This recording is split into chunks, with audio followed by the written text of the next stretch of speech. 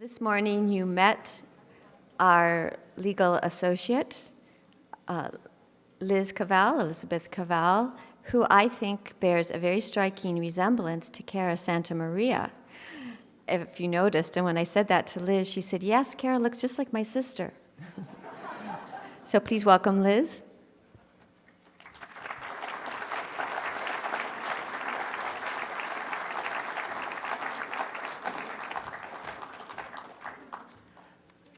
Welcome back to the afternoon session of FFRF's 40th Annual Convention.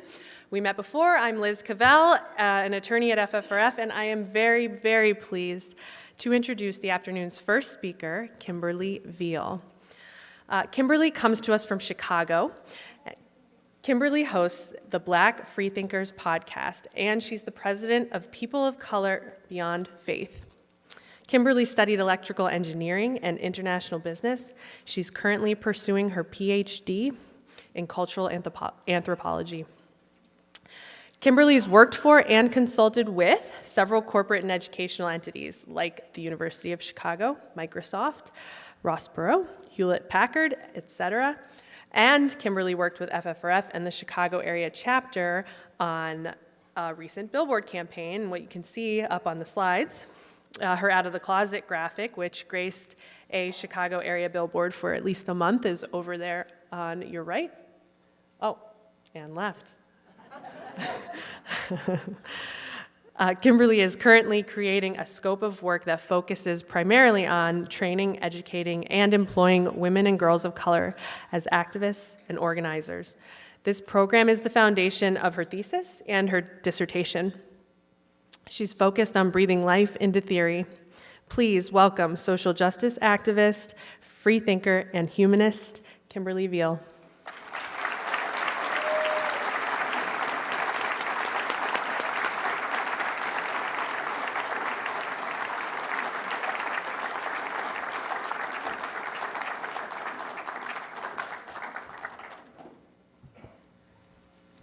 Good afternoon, everybody.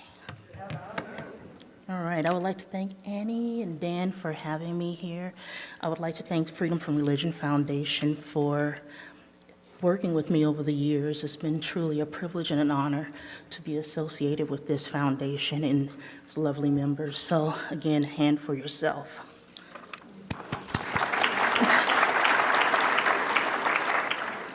And so I host a podcast called Black FreeThinkers. You can't hear me? Okay.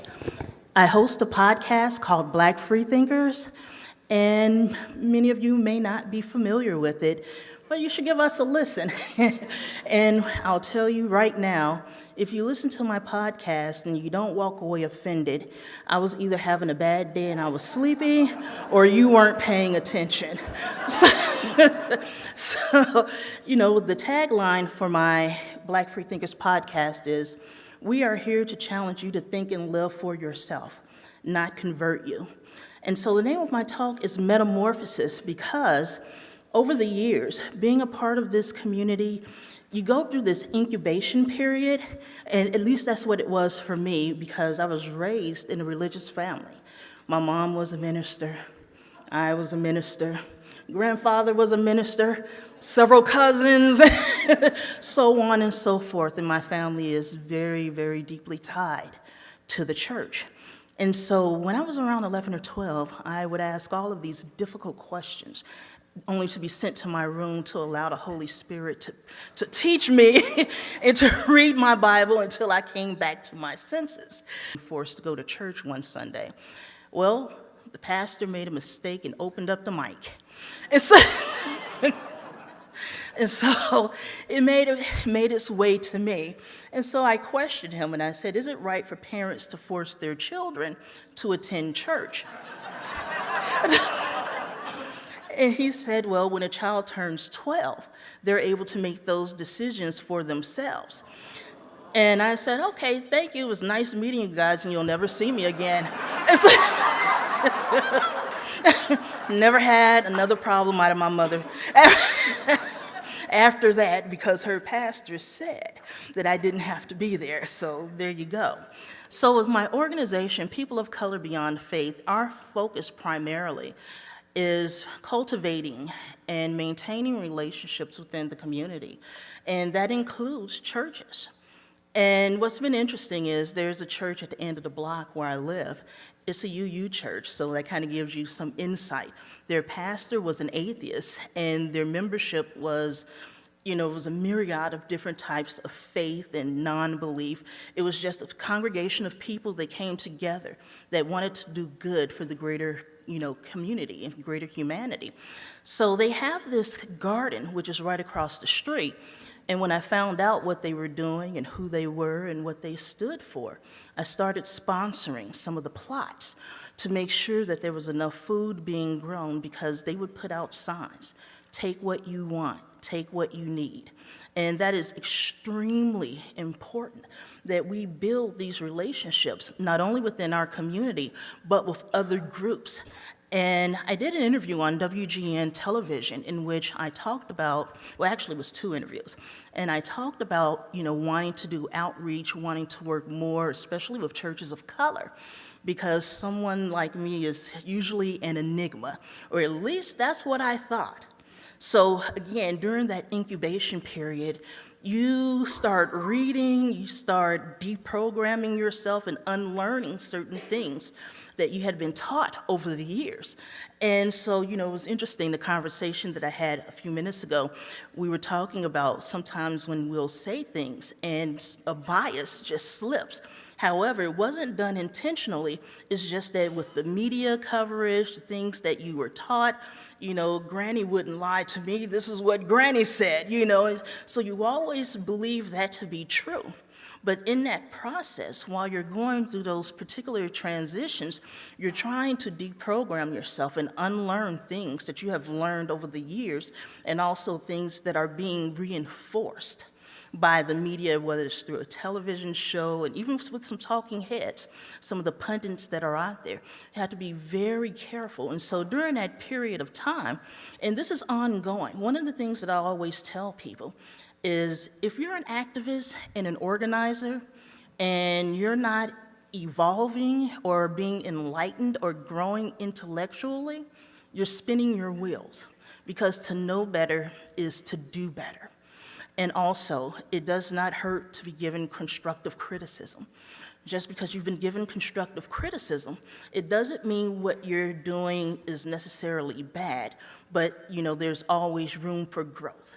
There's always room to add on to that. And so that's one of the reasons why I feel that a lot of the work that we have to do and we need to do in the atheist, secular, free thought, humanist, faithist community is we need to make sure that it's scalable. Make sure that our work and our mission and our agenda is scalable in order to be able to bring in other people and to attract other people to this community. One of the things that I learned when I started my research and learning that there were more people of color who were non-believers than we had previously thought is there are a number of atheists of color that still attend church. And one of the reasons why is because, number one, they enjoy the fellowship. That's one of the things that I miss about no longer being a member of a church per se.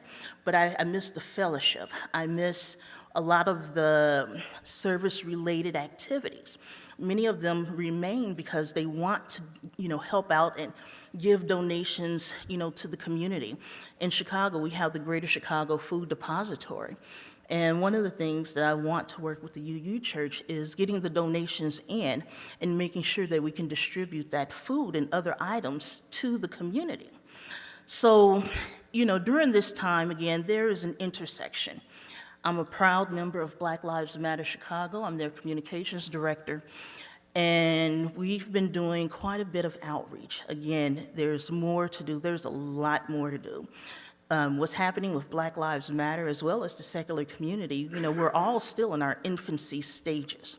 So this is just the beginning. And, I was speaking with someone earlier.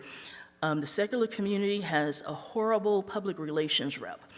We need to do better about the public relations because I'm finding out that more and more people are more tolerant of who we are than we actually realize, even though many of us are afraid to have that conversation or to be outed, if you will, as an atheist or a humanist.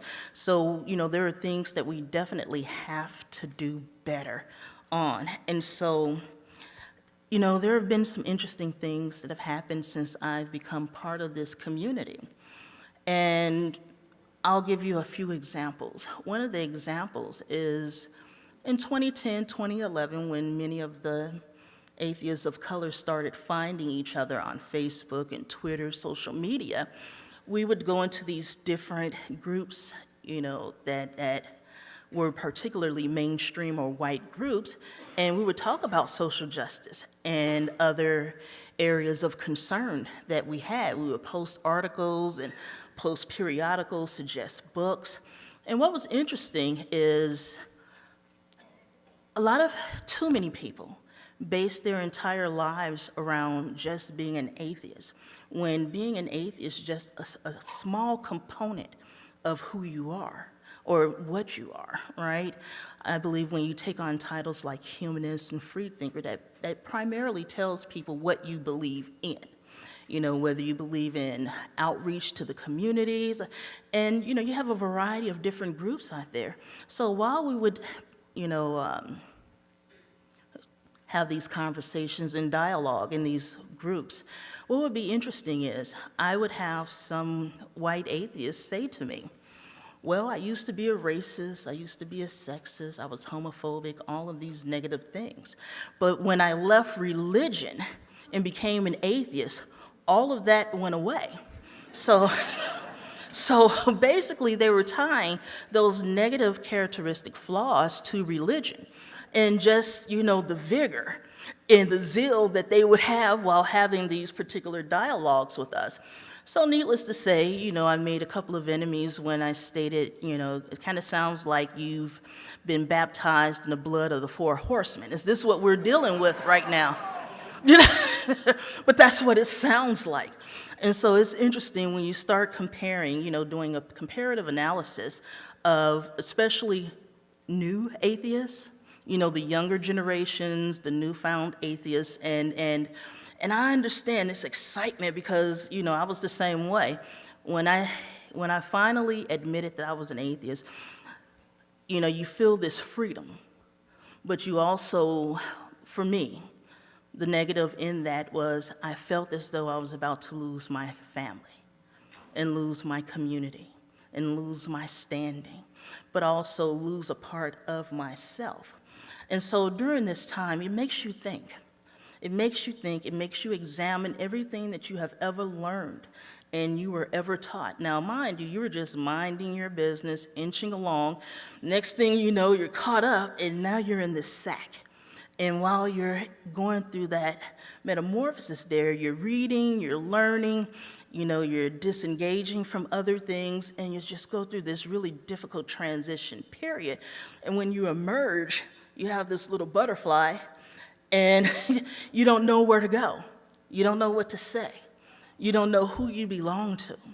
And so you're flying around trying to figure out where you belong, what you should be doing. And that's why I think it's extremely important that in this community that we have more safe spaces, that we afford people a soft place to land. And I've been seeing more and more of that over the years. Initially, all I saw was the socializing aspect of atheism. So having a barbecue, having a potluck, bar hopping, all of that is fine, and that's wonderful, and that's needed. But I was looking for people who were more service-oriented, and then I ran across this guy named Joe Zemecki, and he was doing outreach to the homeless. And I just thought that was absolutely wonderful. And so when I saw him, I sent him a note, and he told me about these other groups, these other people. And I was like, okay, well, maybe there is a spot for me on this team, right? And so I started doing more research, and we started doing outreach. Anytime anyone sends me any money for anything, what I do is I take that money, I add on to it, and I give it away. And I support local groups, I support local organizations that are doing real work, and I can actually see the fruit that they're bearing. And it's extremely important, and that's why I encourage people to find local groups and to help them out, send them some money, and even resources, because while working for Black Lives Matter and out here doing this research, it's hard. And there's this term called self-care. And with the self-care, what happens is you have to take a step back, because when you're hurting and you're out there helping hurting people, now you're 2 or 3 hurt people together. And when you're doing the work and you're trying to uplift these people and encourage and motivate and support them, sometimes you have to take a step back for yourself so that you can regroup. And one of the things that, one of the issues that I've seen in many of the social justice and even the secular community is that a lot of these activists and organizers, they get burnt out. Who do they have to turn to? You know, there are people having nervous breakdowns, all kind of psychological breakdowns. There have been suicides, you know, just a number of things that have been happening, and that needs to be addressed. And that was one of the things that I really enjoyed about the community, seeing a lot of these new organizations coming out. Grief Beyond Belief, and I know the Clergy Project. Anybody who knows me knows I'm absolutely nuts about Daniel Dennett. And the work he has done over the years. As a matter of fact, the work of Daniel Dennett, as well as Dr. Valerie Terrico, is what ultimately helped me come to this epiphany and be able to go out here and say, yes, I am an atheist. And the biggest problem for me was I didn't know what to call it. And I'm not talking about the atheism, I'm talking about the battlefield that was going on, or the battle that was going on in my mind. And Valerie did a 7-part series on xchristian.net talking specifically about cognitive dissonance. And I was like, so that's what's happening here. And so, you know, I felt liberated because I finally realized, okay, well, maybe I'm not crazy. You know, because when I would talk to believers, they would say, well, all the rest of us believe this. You're the only one believing that. So, you know, what's really going on, Kim? And being able to put words to it, you know, it was life-saving. At least it was for me. And so I'll always be indebted to them for that. And so what's so interesting, I know they wanted me to talk about my atheist organizing. I've led a couple of groups out in Chicago. And what's interesting is trying to organize atheists is like trying to herd cats. It's like, we're going this way, but no, we want to see what's going on, and we don't care what's going on over there. We need to go this way. And so it was rather difficult. And so what happened was, the more and more I read and became part of the community and explaining to people, especially when you're talking about marginalized groups, more specifically Black and Latino or Hispanic, Mestizo, even the indigenous communities, is the lack of outreach and the lack of support that they receive in the community. And I know some people are saying, well, no, there's a lot of support. In theory, yes. However, you know, if you ever pay attention and you read a story, let's say Hamed, the friendly atheist, he wrote several articles about Chicago Latino atheists and other groups around the country. It wasn't the article was great. It was the comment section. And this is what we deal with on a continuous basis. You know, why do you have Black in front of your name? Why do you have Muslim in front of your name? Why do you have Latino in front of your name? These things aren't important. And it becomes increasingly frustrating having to have that conversation over and over again. So a friend of mine created a Black atheist FAQ. And so when people start asking questions, we send them the link, we tell them to read that, and then once you're done reading that, you can come back this way. And so it was interesting, I was listening to the talks earlier this morning, and they were talking about, the legal team was talking about the separation of church and state and what's been transpiring, especially now that we have Trump in the office, right?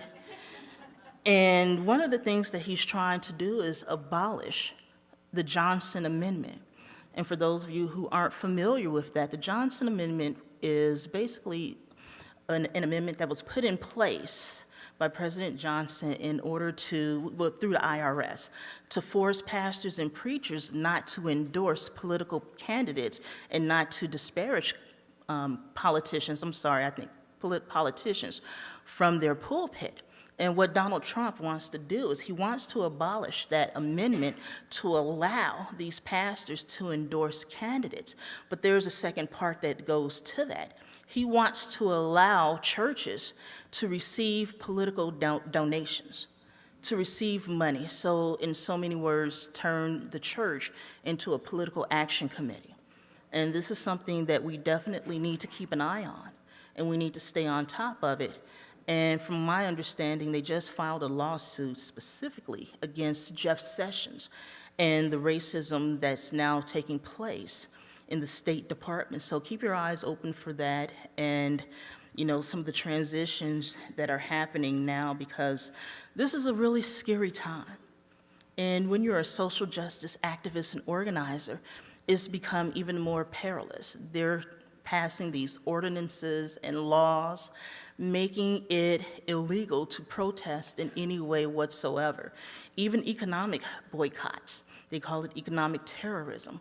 And so what's so interesting about that is last year, I was one of the strategists for the Black Friday economic boycott of businesses downtown Chicago. And through my guidance for social media, I actually got us coverage on MSNBC as well as Democracy Now! This year is going to be even bigger, and so, we've built up these alliances. We've built up these relationships with other people, but we're also educating people. And I feel that that is my goal. That is my calling, if you will, is to educate people on what's happening. And so,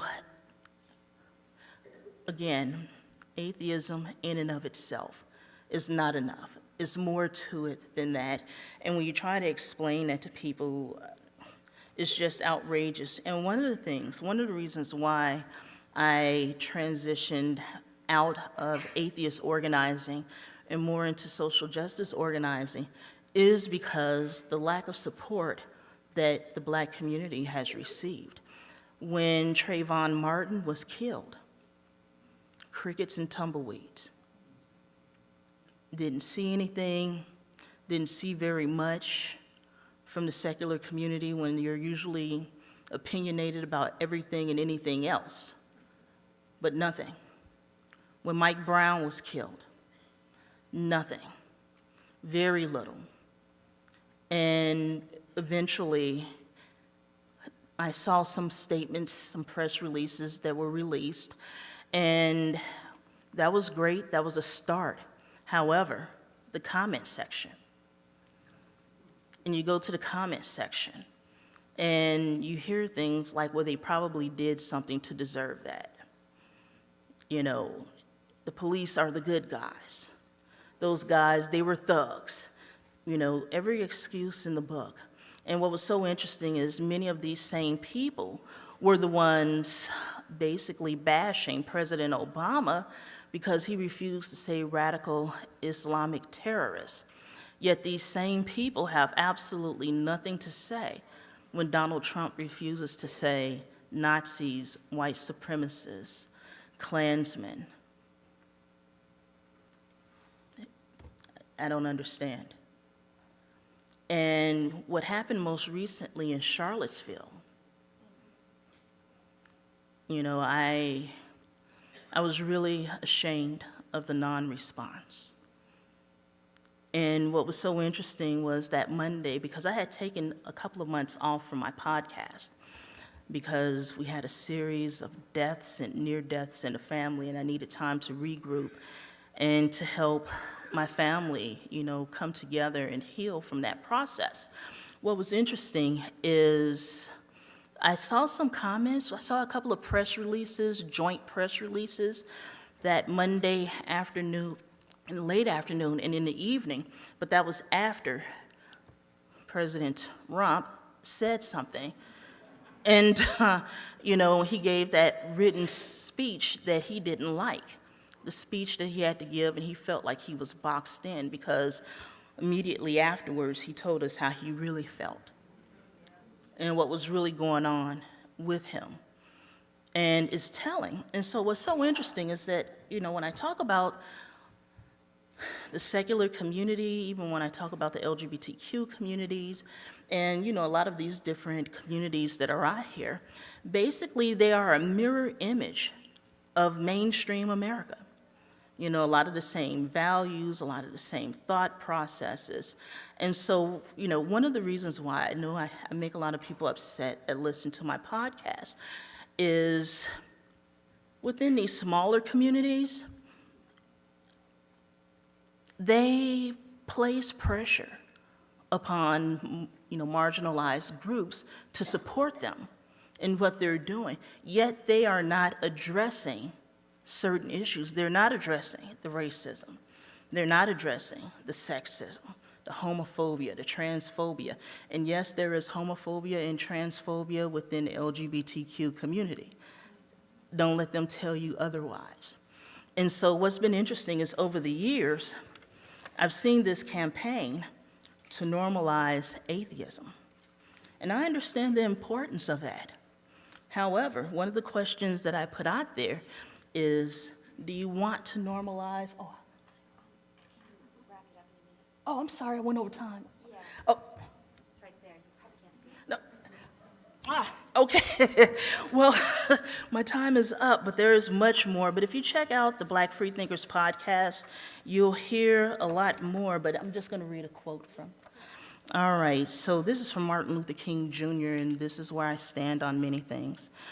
I have almost reached the regrettable conclusion that the Negro's great stumbling block in his stride toward freedom is not the white citizen's counselor or the Ku Klux Klanner, but the white moderate who is more devoted to order than to justice, who prefers a negative peace, which is absence of tension, to a positive peace, which is presence of justice, who constantly says, I agree with you in the goal you seek, but I cannot agree with your methods of direct action, who paternalistically believes he can set the timetable for another man's freedom, who lives by a mythical concept of time and who constantly advises the Negro to wait for a more convenient time. Shallow understanding from people of goodwill is more frustrating than absolute misunderstanding from people of ill will. Lukewarm acceptance is much more bewildering than outright rejection. And I'll give you one example of this. I would ask you all to go out and please take a look at Sam Harris's opinions on the bell curve and his opinions on Black Lives Matter. Many of you say that you don't understand why you can't attract more Black and brown people to the community. That right there is one of the reasons why. Thank you.